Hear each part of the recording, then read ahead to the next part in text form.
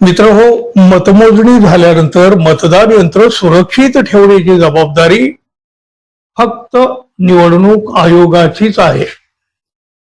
तशा अनेक जबाबदाऱ्या निवडणूक आयोगाच्या आहेत, पण गेल्या काही वर्षापासून आपल्या निवडणूक आयोगाला जबाबदारीचं किती भान उरलेलं आहे हे सांगणं तसं कठीण झालेलं आहे.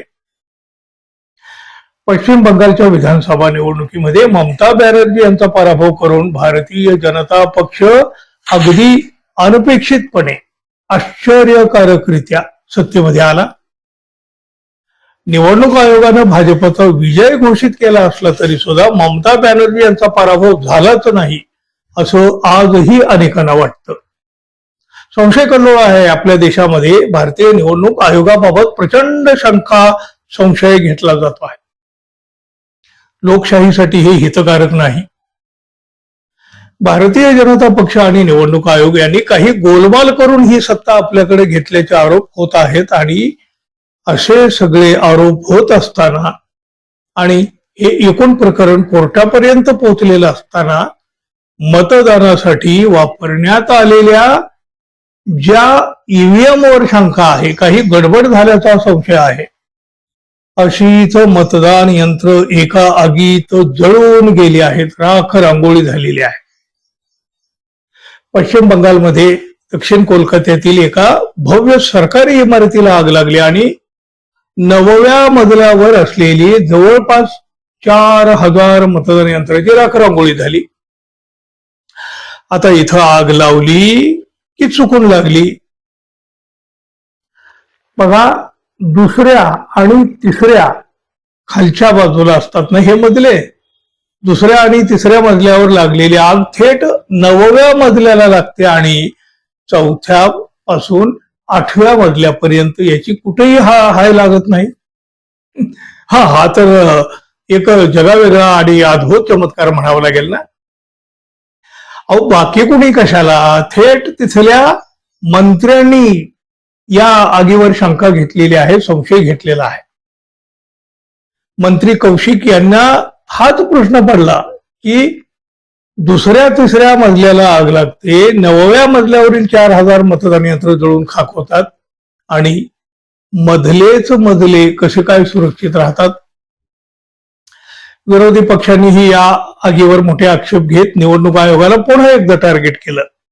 निवडणूक आयोग काय हो, कुठल्याही कसलीही जरी घटना समोर आली तरी ती निवडणूक आयोगाची त्यामध्ये काहीतरी त्रुटी हमखास दिसून येते आणि टार्गेट होणं हे तर आता निवडणूक आयोगाला नित्याचं झालं आहे. कदाचित त्यांना त्याचं काही वाटतही नसेल.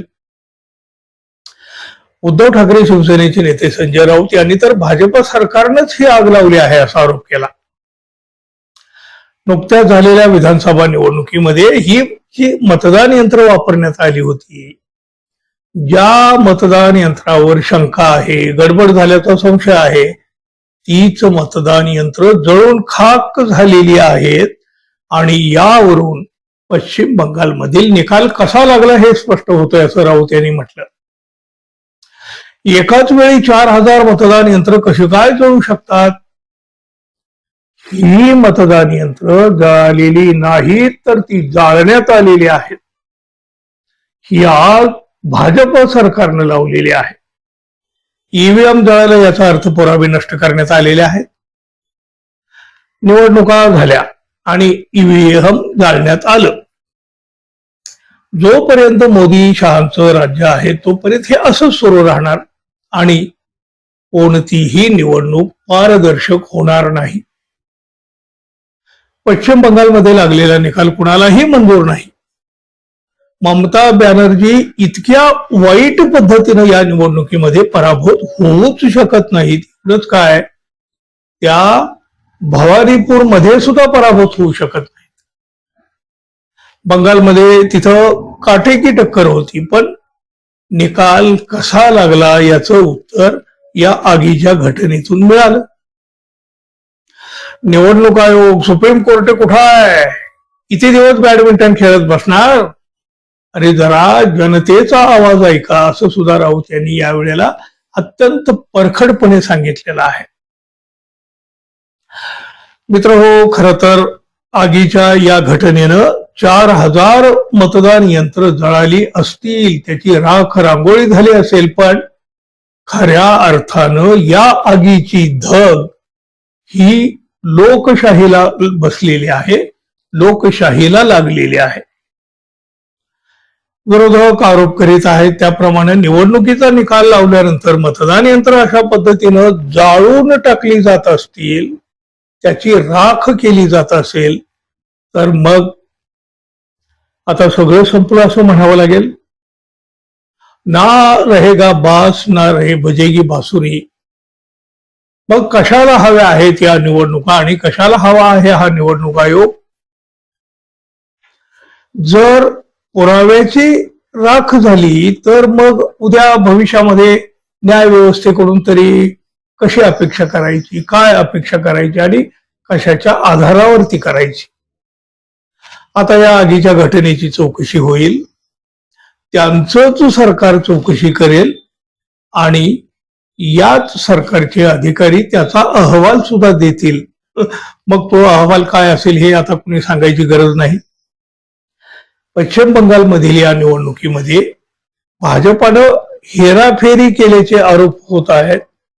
आता ते कोर्टात सुद्धा तसंच होईल, पण काय होणार तिथं? कोर्ट काय म्हणेल? कोर्ट म्हणेल पुरावे द्या, आणि या पुराव्यांची तर आता राख झालेली आहे. पश्चिम बंगालमध्ये भारतीय जनता पक्षानं सत्ता मिळवली आहे आणि ते यापुढेही असेच सत्तेत राहतील. विरोधक मात्र जळालेल्या ईव्हीएमची राख अंगालापासून आक्रोश करीत राहतील आणि हा आक्रोश कोणाच्याही कानापर्यंत जाणार नाही. अगदी लोकशाहीच्या कानापर्यंत सुद्धा हा आक्रोश जाणार नाही, गेलाही नाही आणि जातही नाही.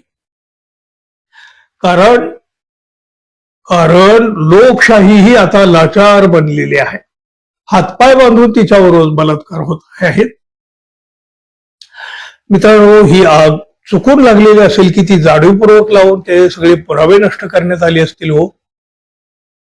म्हणजे एकूण या सगळ्या घटनेतून तर जो काही अर्थ निघायचा तो निघालेलाच आहे. पण तरी सुद्धा तुम्हाला काय वाटतं हे मात्र जरूर सांगा. आणि आपण अजून आपल्या चॅनलला सबस्क्राईब केलं नसेल तर कृपया सबस्क्राईब करावं ही अपेक्षा आहे. धन्यवाद. पुन्हा भेटू. नमस्कार.